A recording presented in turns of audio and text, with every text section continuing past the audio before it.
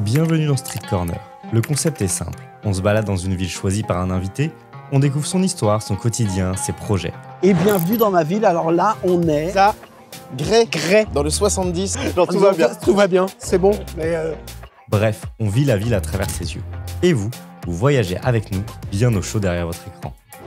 Aujourd'hui, on retrouve Arkeo Toys au milieu du marché de Noël de Tiffauges en Vendée. Le youtubeur et amoureux des jouets nous raconte ses multiples facettes au fil d'une fraîche déambulation. N'attendons plus, partons à la découverte du fascinant Arkeo Toys. Allez, c'est parti.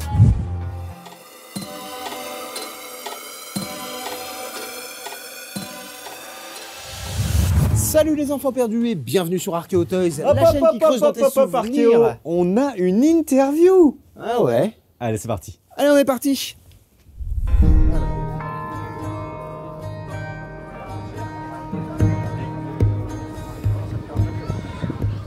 Alors pour ce Street Corner Arkeo, tu as décidé de nous emmener à Tiffauges. Pourquoi Tiffauges? C'est mon château préféré. C'est un lieu qui accueille un peu plus de 100 000 touristes par an. Là, ce week-end, c'est le marché de Noël de Tiffauges, un des plus grands en Vendée. Donc le lieu a été redécoré. D'habitude, il y a un peu moins de sapins, il y a un peu plus de chevaliers. C'est un monument qui est assez incroyable. La forteresse fait quasiment 4 hectares, que je considère comme une des plus belles mises en valeur d'un patrimoine qui n'est pas forcément en très bon état, mais qui permet quand même de raconter des histoires. Et je m'étais dit, si on arrive à raconter de belles histoires dans un château en ruine, normalement, on doit pouvoir les raconter à peu près n'importe où. Le fait d'être un petit peu reconnu dans la manière dont je pouvais rendre vivant ce patrimoine-là, ça m'a donné envie de continuer sur des sujets qui m'étaient peut-être un peu plus personnels, notamment le jouet. Mais à la base, je crois que j'aurais pas osé si j'avais pas eu cette expérience-là à Tiffauges. Je suis né près de Compiègne, en 1985, une terrible nuit de tempête. J'ai déménagé assez jeune dans la région nantaise, donc j'ai grandi en fait à Nantes. Ma mère est institutrice, était institutrice. Mon père travaillait aussi dans la fonction publique. Ils avaient l'idée de me faire grandir avec beaucoup de jouets pédagogiques, tu vois, des jouets culturels. Enfin, je pense qu'il y avait vraiment cette idée-là de, d'un côté les jouets éducatifs, de l'autre côté les jouets d'action. Mes parents étaient un peu contre, tu vois, G.I. Joe, ce genre de trucs. Et je vous ai ramené Raphaël, une tortue ninja dont j'ai rêvé pendant toute mon enfance. Et en fait, pour la petite histoire, je sais pas pourquoi, si c'est un hasard ou si c'est parce que j'inspire trop le personnage, on ne m'offrait que des Michelangelo. Et genre, j'avais 4 Michelangelo. Il y a 4 Tortues Ninja, moi j'avais que des Michelangelo. Et donc du coup, je me retrouve même avec un pote et tout, et il me demande, ah, tu veux quoi pour ton anniversaire mercredi prochain? Je lui dis, ouais, moi j'aimerais bien avoir une Tortue Ninja, mais je voudrais voir Raphaël. Et il vient, j'ouvre mon paquet, et tu sais ce qu'il y avait dedans? Michelangelo. Et donc du coup, des années plus tard, je finis par m'acheter un Michelangelo, je finis par m'acheter un Raphaël, donc le Raphaël original des années 80, avec ces sailles qui ont visiblement servi de cure-dent à quelqu'un quand il était petit. Quand je l'ai eu dans les mains, je me suis dit, c'est bon, j'ai réussi ma vie. Bon, je vous propose de commencer par mon endroit préféré du monde entier. Donc là, on est sur le seul conservatoire de machines de guerre médiévales du monde, avec un couillard, derrière un mangonneau, reconnaissable à sa huche fixe, contrairement aux autres qui ont des huches mobiles. Et puis là derrière, c'est un trébuchet. Et ça, tu l'as fait? Moi, j'y suis resté 4 ans, Donc t'as bossé ici, t'as présenté ça à des gens surtout, on les utilisait en vrai. Donc on attaquait le donjon, là-bas, juste en face. En face. Et avec cette machine-là, par exemple, on peut atteindre sans aucun souci le mur du donjon. Ce genre de machine, ça tire à 200 mètres avec une précision d'1 mètre. Donc c'est quasiment des machines de cinéma, c'est les mêmes modèles qu'on a pu voir sur le film Jeanne d'Arc de Luc Besson. Et en fait, la particularité, c'est qu'il n'existe pas de plan. Donc Renaud Beffet, l'ingénieur médiéviste qui a travaillé dessus, a dû refaire tous les calculs de lui-même. Avant qu'on parte de cette zone-là, moi il y a un truc, parce que je voulais faire le lien avec les jouets. Quand tu vois les machines comme ça, est-ce que ça te fait penser à une gamme de jouets? Moi oui, en l'occurrence. Oui, là on est chez Fisher Price, le château fort Fisher Price de la fin des années 90. Forcément, il y a un petit peu de Playmobil. Moi, ça me fait penser à Playmobil, pas mal. Pour les avoir manipulés, pour avoir été acteur de ce spectacle de machines de guerre-là, c'était vraiment des gros jouets, mais t'apprends vite que c'est des jouets mortels. Faut vraiment pas être au mauvais endroit. J'ai commencé avec les Chevaliers du Zodiaque. Donc les versions avec l'armure en petit avec l'armure en métal, j'en avais une quand j'étais petit. Et ouais, c'est arrivé au collège où je découvre les mangas papier. J'ai même l'année du coup, c'est 97. J'achète mon premier Senseiya de chez Kana en manga. Ouais. Et je me dis, mais j'en ai moi des Chevaliers Zodiac, je peux en trouver d'autres. Et je me mets à demander autour de moi, tiens, est-ce que tu aurais ça? Bah moi j'ai des verres à moutarde. Oui. J'en récupère petit à petit, je me fais une petite collecte. Et à l'époque, ça coûtait déjà très cher. Ouais. Un Chevalier du Zodiac en boîte dans un magasin de jeux vidéo d'occasion, c'était 500 francs. Et 500 francs, pour moi, c'était 5 mois d'argent de poche, tu vois. Donc je m'étais, dans l'idée, c'était, imagine, je tombe sur un type qu'on a plein, boum, j'ai jamais trouvé de type qu'on avait plein.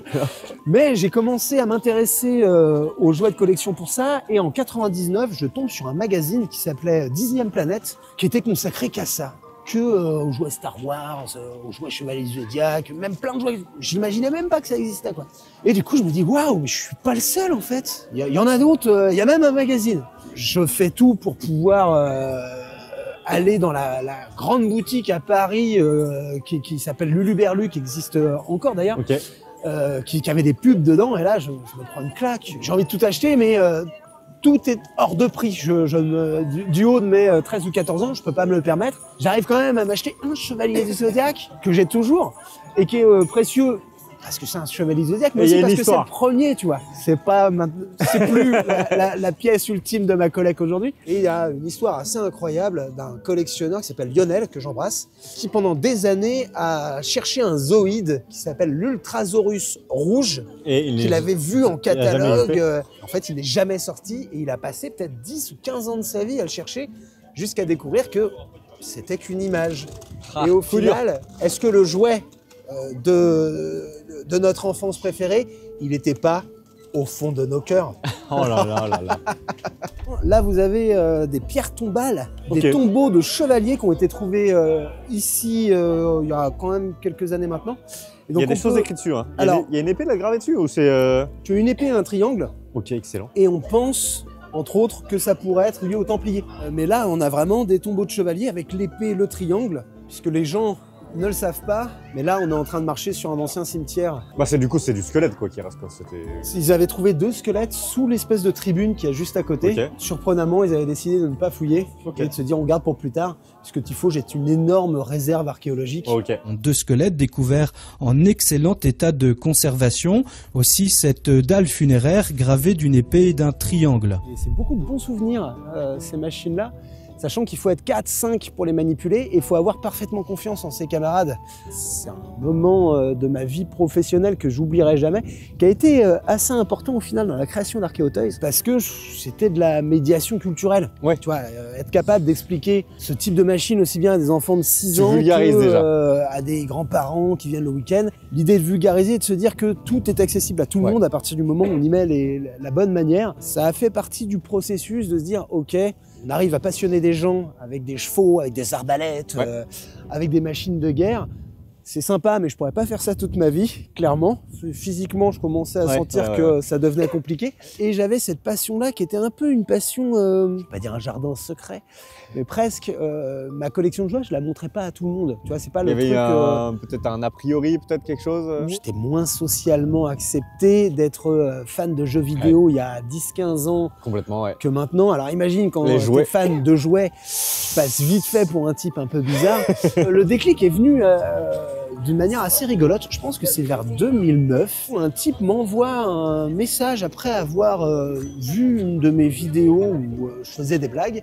Un type qui s'appelle Stéphane Lapuce, que j'embrasse. Il embrasse beaucoup le monde. Qui est toujours d'ailleurs un très très très bon copain. Et on se rend compte qu'on a la même passion pour les jouets, mais que tous les deux on trouve pas ça assez cool pour l'exprimer vraiment. Et autant moi je suis comédien, autant Stéphane il est auteur de BD. Et donc en discutant, on se retrouve à 2h du matin en train de fouiller eBay et tout. T'as vu sur cette photo, je crois que c'est telle pièce qu'on voit dans le fond du lot, c'est incroyable. Là vient la période que j'appellerais de la chasse, où effectivement on pouvait trouver des pièces de ouf, vraiment pas très chères. Je faisais beaucoup de brocantes. Les brocantes à l'époque, c'était beaucoup de gens qui clairement vidaient leur grenier et puis voulaient se débarrasser, quoi. Donc ça m'est même arrivé d'avoir une petite vieille qui me propose un robot ultra rare. Elle me dit non mais c'est 2 €. Je dis non, je veux quand même vous en donner 10. Parce que là, ça me fait mal au cœur. J'ai mal au cœur pour vous. Ah, mais si vous voulez, monsieur. C'est aussi ça, je pense, qui a été une sorte de déclic pour lancer Archeo Toys en mode, et maintenant, qu'est-ce qu'on en fait? Ouais, faut en parler. Est-ce que je m'en sers juste comme bibelot dans une bibliothèque, puis les gens me trouvent bizarre quand ils viennent chez moi? Ou est-ce que j'essaie de raconter l'histoire qu'il y a derrière, le fait que le co-créateur des Tortues Ninja était lui-même livreur de pizza au moment où il crée les Tortues Ninja, le fait que les bandeaux étaient tous rouges dans le comics, et que c'est donc pour le dessin animé qu'on a créé les bandeaux bleu, violet, orange. Pour les reconnaître, et c'est ça. j'aurais peut-être moins souffert d'avoir que des Michelangelo s'ils avaient tous eu des bandeaux rouges. Et donc ouais, c'est un objet que j'aime beaucoup, et c'est un des rares jouets de mon époque que je laisse ma fille jouer avec. J'enlève les sailles dans ces cas-là pour pas qu'elle les avale ou qu'elle se crève un œil. Mais j'espère en tout cas qu'il servira après moi à d'autres enfants, des enfants perdus peut-être. Je découvre qu'il y a une communauté derrière, tu vois, il y a des gens, à l'époque on est sur les forums, et il y a déjà une espèce de fraternité. Il y a un truc qui me marque beaucoup à ce moment-là, il y a un collectionneur qui décède, et je me rends compte que j'avais fait quelques cours de sociaux, que on l'enterre aussi sur le forum, tu vois. On a vraiment mal... en même temps que sa famille, il y a une période de deuil et on finit par se cotiser pour pouvoir lui payer la plaque avec un Transformers dont il aurait rêvé, mais auquel sa famille de sang n'aurait pas forcément pensé. Ils ont accepté parce qu'on était ses amis. Et je me dis, ok, ça va au-delà de simplement 30 pèlerins sur un forum. Il y a un vrai aspect communautaire, sociologique, historique. Ça m'intéresse de plus en plus. Et donc arrive le moment où, avec Stéphane, on commence à chasser des magasins fermés. Essentiellement en Belgique, on commence à tomber sur des lots, des trucs incroyables. Des trucs qui n'ont jamais été ouverts, des cartons, des magasins qui sont fermés avec tout à l'intérieur. Il y a une petite vidéo sur la chaîne sur l'un de ces magasins. Et à chaque fois, c'est des histoires qui sont même plus passionnantes que ce qu'on y trouve. Moi, au final, avoir plein de jouets, c'est cool, hein.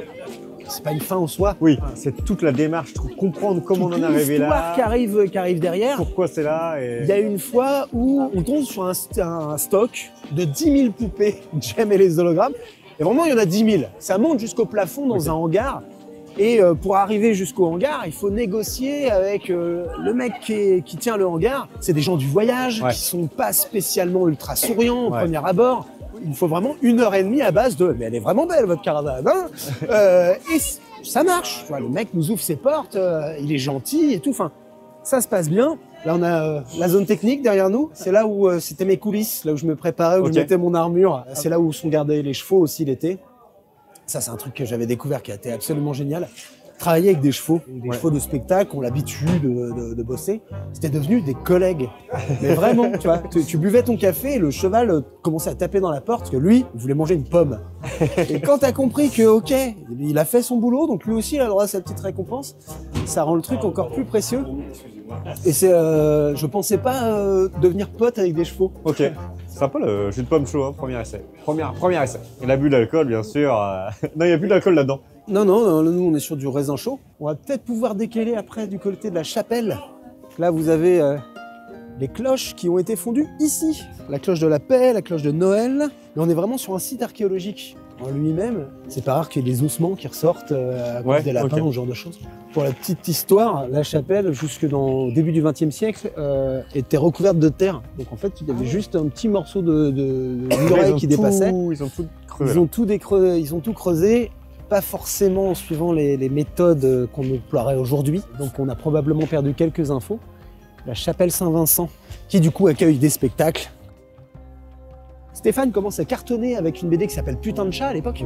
Et c'est vraiment un mordu de jouet au sens où moi, j'avais pas forcément de pièces dédiées à ça. Lui, il a un atelier, et dans son atelier, il y a les vitrines. Il peut déjà un peu plus s'exprimer. Ce qui m'intéresse, c'est pas l'argent, clairement. Sinon, j'aurais pu faire beaucoup d'argent à ce moment-là. Hein. Mais ce qui nous intéresse, c'est plutôt trouver quelque chose à raconter au final. Il faudrait que je trouve une histoire qui puisse aller au-delà de mon cercle de collectionneurs. Tu vois, se dire un truc qui puisse intéresser les gens. Archeo Toys vient comme ça, je pense. J'avais déjà testé des petits trucs avec des sketchs sur YouTube. Pas besoin de les chercher, ils ne sont plus disponibles. Et il y avait une histoire que j'aimais beaucoup, qui était l'histoire de l'ours Gabi, donc qu'on entend dans le générique de la série Les Petits Malins. Gabi, Gabi, Gabi. Gabi n'existe pas dans la série. Gabi, c'est une publicité pirate mise par les producteurs français dans le générique, en scred. Pour que les gens, pour que les gens aient envie d'acheter la peluche parlante, quoi. Et je me dis, mais l'histoire est ouf. Ça touche au-delà de mon cercle de collectionneurs. Tout le monde connaît cette chanson-là. Ça pourrait marcher, tu vois. Il y aurait peut-être un truc à faire. Je vais voir un copain qui a une boîte de prod. Ok. Pour qui j'avais déjà tourné des pubs. Sur Nantes, toujours là? Ouais, toujours sur Nantes.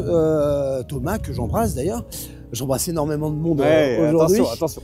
On a tourné, je pense, les 6 ou 7 premières vidéos ensemble. Ok. Et j'ai appris sur le tas en regardant faire, en fait. Ouais, tu l'as regardé au montage. Le CTRL-C, CTRL-V, CTRL-Z, des trucs qui me paraissaient vraiment complètement intouchables à la base. Je m'en suis rendu compte après, c'était aussi beaucoup plus simple d'écrire des vidéos quand on sait comment on va les monter, quand on peut se projeter.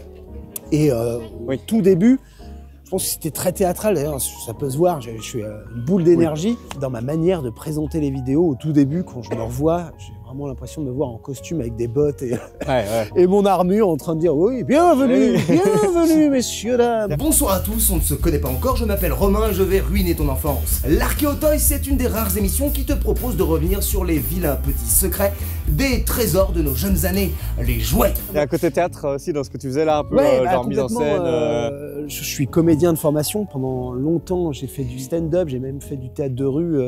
J'ai commencé il y a très longtemps aux Machines de Lille. J'ai fait partie de la toute première équipe des Machines de Lille. En 2007, j'étais sur le lancement de l'éléphant. Si tu vas faire un tour de calamar à rétropropulsion, c'est moi qui l'ai cassé 50 fois pour être sûr qu'une fois que le public montrait dessus, il n'y aurait plus de problème.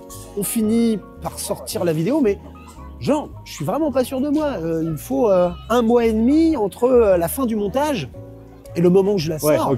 En me disant, ok, est-ce que ça va vraiment parler aux gens? Est-ce qu'on y va? Si ça floppe, en fait, je serais vexé tu vois, de me dire encore un échec. Je crois qu'à l'origine, j'aimais pas YouTube, en fait. Tu consommais pas déjà? Pas des masses. Je me suis refait la remarque il y a pas longtemps. En 2008, j'avais pas internet en fait chez moi. Dans mon premier appart, je vivais très bien sans. J'allais louer des DVD tu regardais dans un vidéoclub. Dans un vidéoclub, tu vois. J'étais peut-être un peu technophobe même. Donc ça a évolué, ça a changé heureusement. Je crois que j'avais peur aussi de pas être indépendant. De faire ça en me disant ok, il me faudra forcément un cadreur, un mec pour le son. Un mec qui ferait le montage. Le montage, effectivement, c'est plus simple quand tu peux tout faire toi-même. Mais ça prenait vraiment du temps, tu vois. C'était à chaque fois 4 heures de tournage, le temps d'installer, de ranger la pièce, de mettre un décor et tout. À l'époque, on travaillait pas encore en LED, donc on avait des grosses ampoules. Il faisait 40 degrés dans ta pièce de tournage. Dans ma pièce de tournage.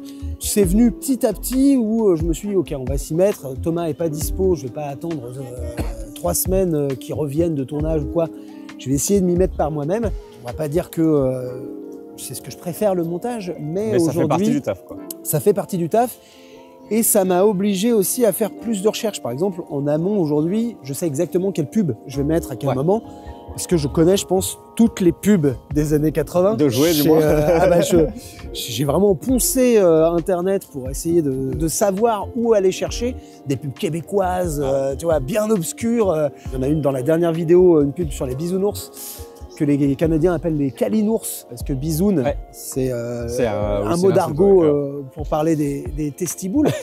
Je vais pas te dire que mes mises au point sont parfaites et que j'arrive à faire une colorimétrie professionnelle, mais j'essaye en tout cas de faire les trucs les plus propres possibles à mon niveau. Après, je suis rarement content des montages en eux-mêmes. Mon sang est souvent cracra.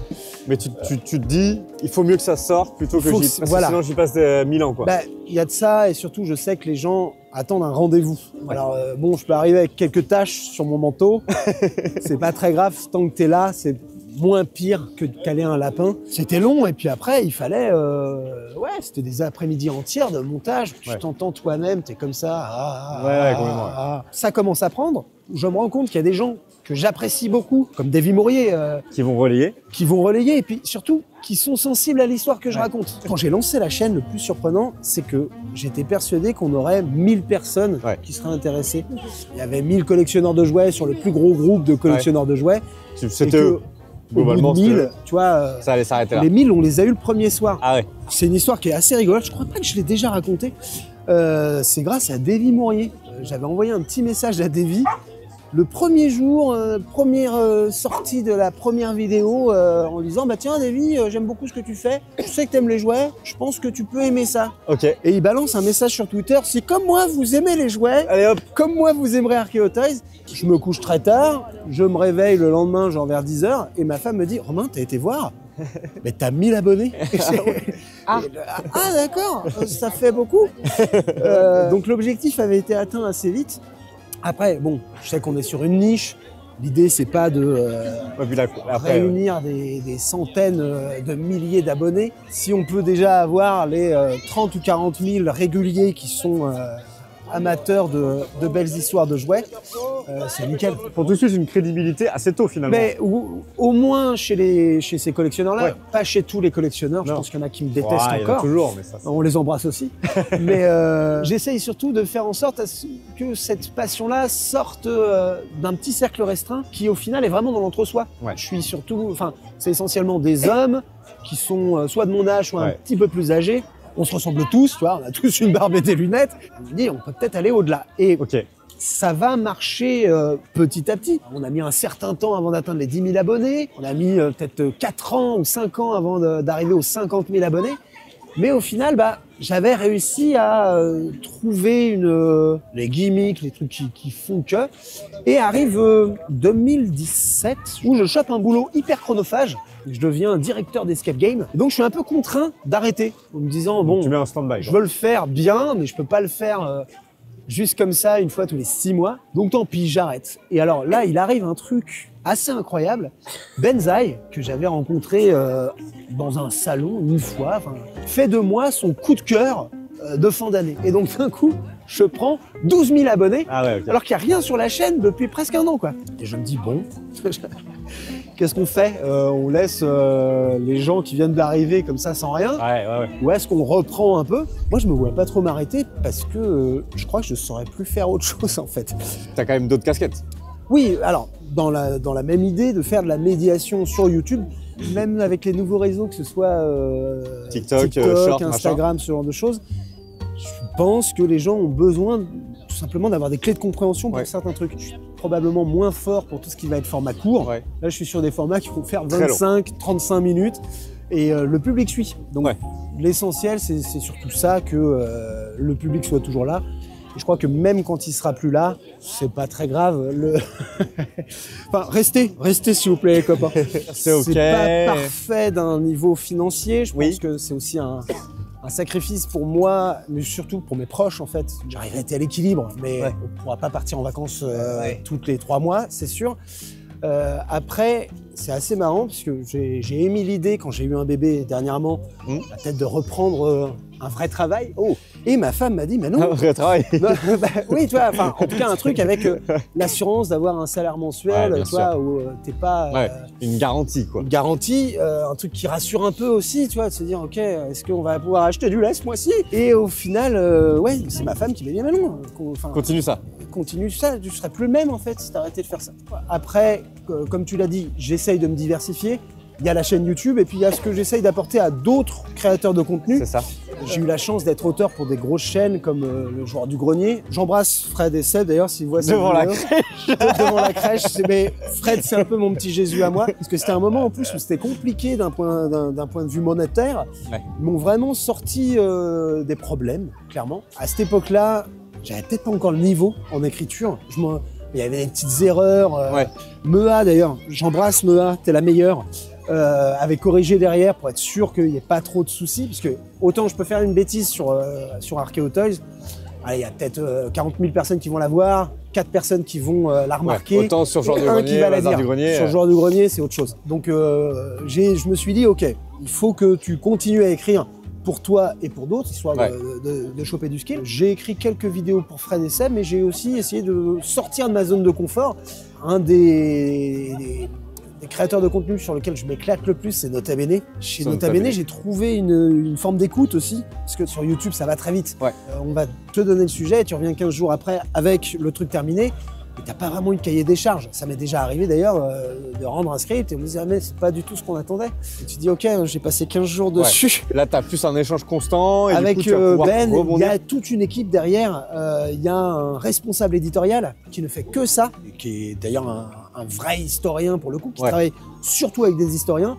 Et je crois que je suis un des rares youtubeurs qui bosse avec eux, qui n'est pas un doctorat ou une maîtrise.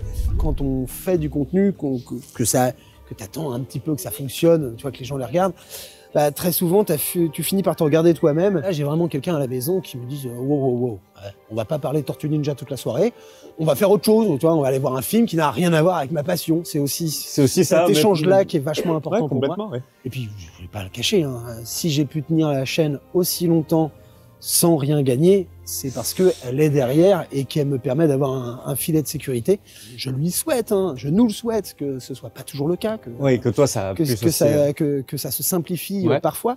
Tu vois, le simple fait de ne pas avoir de vraie mutuelle, t'as plein de trucs. C'est des détails. Mais ça, c'est un truc que les petits créateurs, on n'y pense pas. C'est quand tous ces jeunes qui veulent devenir youtubeurs. Ah bah non, n'imagine pas. Ils pensent qu'ils ont passé de 0 à Squeezie. Mais je leur souhaite. Mais le simple fait que moi, là, j'arrive à 90 000 abonnés. 90 000, c'est pas beaucoup, mais 90 000, c'est déjà un petit stade de France. C'est un petit stade de France. C'est un copain qui est très connu, pour le coup, qui m'a dit ça il y a pas longtemps, en disant, tu es quand même à 90 000, c'est un petit stade de France. C'est pas faux. Depuis quelques mois maintenant, je travaille aussi avec Neoxy. Donc là, c'est ancien de la Redbox. Un ancien de la Redbox, tout à fait, qui était sur des contenus jusque-là, on va dire un peu plus mainstream. Divertissement. Je fais ça pendant 24 heures, je mange bleu. Je pense qu'il s'y retrouvait pas forcément à chaque fois. Je mange bleu. Mais ça reste un concept, et puis visiblement ça marche. Donc, tant mieux pour ceux pour qui ça marche. Il en faut de toute façon. Mais je voulais lui apporter quelque chose d'être un peu plus musclé, sortir des je crois que. Tu vois, complètement, et lui faire des propositions sur lesquelles il n'aurait pas été. Donc là, j'écris surtout des true crime pour lui. Je t'avoue que des fois, ça m'est arrivé la nuit de terminer mon script et puis d'aller embrasser mon bébé dans son lit. Genre tout va bien. Tout va bien, c'est bon. Mais ça a permis de sortir un peu du syndrome de l'imposteur que je pouvais avoir et me dire, tout le monde a besoin d'un auteur, je suis clairement pas le meilleur, mais en tout cas, je peux apporter des choses uniques. Et jusque-là, les gens ne se sont pas trop plaints. Aujourd'hui, on en est là. Aujourd'hui, on en est là. Et puis, je crois que j'ai rarement été aussi sûr de moi, en fait. Tout n'est pas parfait. J'ai des axes d'amélioration. Et c'est peut-être aussi ça qui rend le truc vivant. Parce que si on me disait vraiment, t'es le meilleur, alors que moi, j'en ai pas l'impression, au final, comment tu fais pour t'améliorer? Complètement. T'as besoin de savoir quels sont les points sur lesquels tu vas travailler. Et puis même, m'ouvrir à des sujets. Il y a 5 ans, je pense pas que j'aurais osé m'attaquer aux jouets chez les Gallo-Romains, par exemple. Ça, c'est des demandes que m'a fait Nota Bene, travailler sur le jouet viking. Et je me suis dit, mais c'est des sujets qui sont géniaux. Mais effectivement, c'est peut-être pas mon public direct sur la chaîne qui va être en attente. Mais toi, tu vas pouvoir l'écrire, tu vas pouvoir savoir où chercher l'information. Voilà, parce que, et puis ça va me permettre de renvoyer le public vers ces sujets-là, et puis peut-être de les retraiter plus tard chez moi. Complètement. Donc, pour l'instant, ça s'enrichit plus que ça ne se divise quand ça arrive chez d'autres créateurs. Et pour ça, c'est vraiment très très cool. Ce qui est assez surprenant, c'est que c'est mes skills d'historien qui parlent. Il y a un cadeau. C'est une des rares forteresses en fait qui a 2 douves. Il y a une douve interne. Et du coup, on ne se l'explique pas vraiment. Donc pour certains, ce seraient des travaux de Gilles de Rais, qui est même allé jusqu'à couper la chapelle en 2 pour pouvoir faire sa douve. Sachant qu'il avait des activités un peu diaboliques. Ces actes de sorcellerie, il les perpétrait ici, mais aussi dans la plupart de ses châteaux. Il y a Machecoul. Je pense que même si ça devait s'arrêter là, je sais pas, j'ai toujours fait que ce que j'ai rêvé de faire en fait. Je voulais faire des missions humanitaires. Bon, j'ai pu partir en mission d'aide internationale. J'ai voulu faire du théâtre. J'ai fait du théâtre, j'ai fait du stand-up. Effectivement, si je devais retourner en arrière maintenant, il n'y a pas grand-chose que je regrette. Alors probablement que j'aurais dû parfois travailler plus fort, avoir plus confiance en moi, ce genre de choses. Mais j'ai honte de rien de ce que j'ai fait pour le moment. J'essaye, oui, je pourrais encore me juger plus tard, on ne sait pas. J'essaye de partager ce que j'aime, et puis surtout, même si, je sais pas, moi, je dois apprendre autre chose comme boulot. Maintenant, j'ai cette street cred, tu vois, où je me dis, ok, avec un peu de chance, j'arriverai à rester au moins dans le milieu. Tu peux continuer à écrire, peut-être. Oui, ça peut être du patrimoine, ça peut être travailler pour une boîte de jouets ou un magasin de jouets. J'ai assez de cordes à mon arc pour me dire, ok, maintenant je suis pas totalement perdu. Je crois que la grande peur de mes parents quand je leur ai dit que je voulais devenir comédien, c'était que je sois clodo à 40 ans. Ouais. Les 40 ans arrivent l'année prochaine. Oui, 2025, normalement, j'aurai encore un toit sur ma tête. Donc tu parlais de partage, ça fait partie des valeurs sur ta chaîne. Le partage, c'est aussi ta famille qui s'agrandit, t'y penses, il faut en parler. Ah bah oui, c'est important. Ça a changé un petit peu ma manière de voir les jouets. Maintenant, j'ai une petite fille qui a 18 mois. J'ai dû protéger une partie de ma collection. Ouais, parce que bah oui. Il y en a moins à jouets, papa. Jouets. Alors, elle est assez géniale parce que juste dans le salon, un décor Tortue Ninja de magasin. Ouais. Et donc de temps en temps, elle les prend comme ça. Elle sait qu'elle n'a pas le droit. Et elle fait papa. oui. Papa. Donc elle a compris. Après, ils sont tous pareils. J'ai de la chance d'avoir de bonnes relations avec certaines marques. Qui fait que tu peux avoir des jouets. Qui fait que j'ai souvent des jouets offerts pour des démonstrations ou ce genre de trucs. Et donc, elle n'est pas à plaindre niveau jouets. On a ce qu'il faut. On a ce qu'il faut à la maison. Peut-être même un petit peu plus que ce qu'on devrait avoir. Ouais. Et pour le coup, on verra. Mais l'expérience que j'ai pu voir avec des copains qui ont eu des enfants un peu plus tôt que moi, c'est que très souvent, quand tu es très fan d'un truc, tes enfants le sont pas du tout. Ou en tout cas, n'ont pas tu vois, la même sensibilité parce qu'ils en ont eu trop. Ouais. Très souvent, ils vont s'intéresser à autre chose. Si tu es très fan d'un truc, c'est parce que tu en as un peu manqué quand tu étais petit, ou, tu vois, ou c'était pas tellement bien vu, ou genre de truc. Moi, quand j'ai commencé à lire des mangas, tu vois, avec les Chevaliers du Zodiac, mes parents étaient là en mode oh là, les japonaiseries.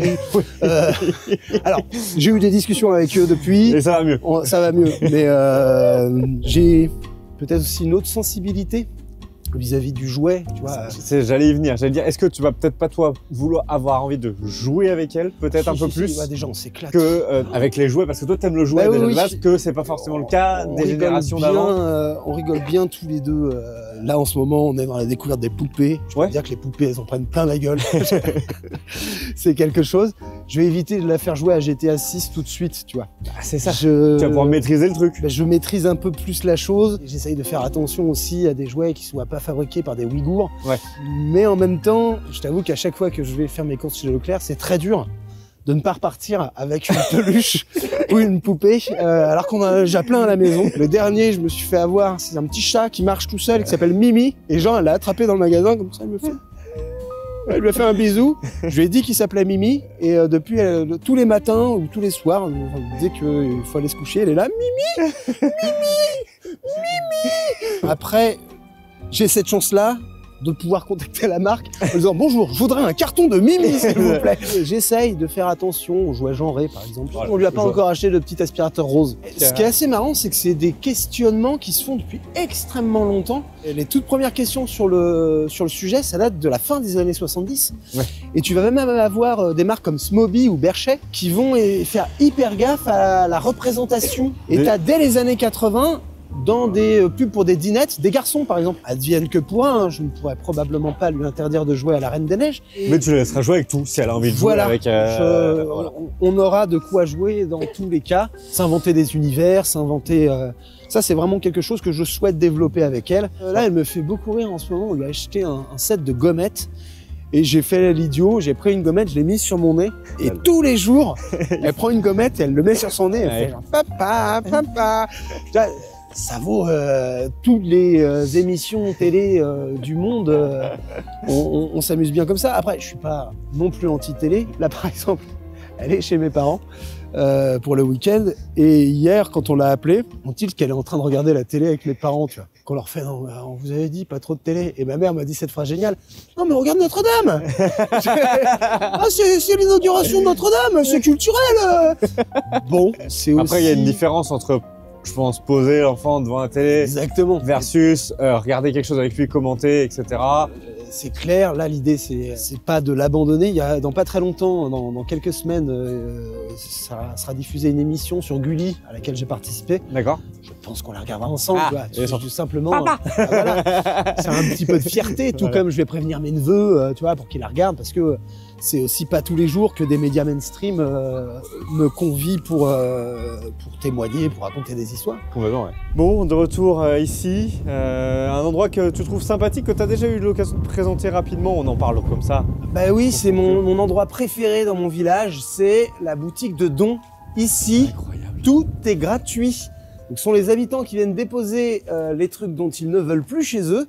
Et on trouve des petites merveilles. Regardez, moi, je sais déjà que je vais repartir avec un Mickey aujourd'hui. Et j'essaie de me forcer à ne repartir qu'avec un seul objet par jour. Pour respecter aussi le côté... Non, mais sinon, en fait, mon garage serait complètement plein. Et je t'avoue que je me suis même demandé si ça n'avait pas été installé exprès pour moi. C'est vrai. Un lieu qu'avec des vieilleries. C'est vrai que quand tu nous as montré ça, ça va tellement dans ton univers. Ah bah, de dire, il y a un côté comme ça avec des J'ai trucs. peut-être choisi le village pour ça aussi. Peut-être. Eh bien écoute mon Charcot, on te remercie pour ces moments à Tifo, on te remercie pour C'est cette moi, interview. merci de m'avoir laissé vous emmener un petit peu dans les méandres de ma vie privée. Ouais. J'espère que vous vous êtes bien amusés vous Ouais, aussi. toi aussi. N'oubliez pas que vous avez été des enfants. Et puis bien sûr, on se retrouve pour un prochain épisode de Street Corner, n'oubliez pas de vous abonner et on vous dit à très bientôt. Mettez Ciao. la cloche!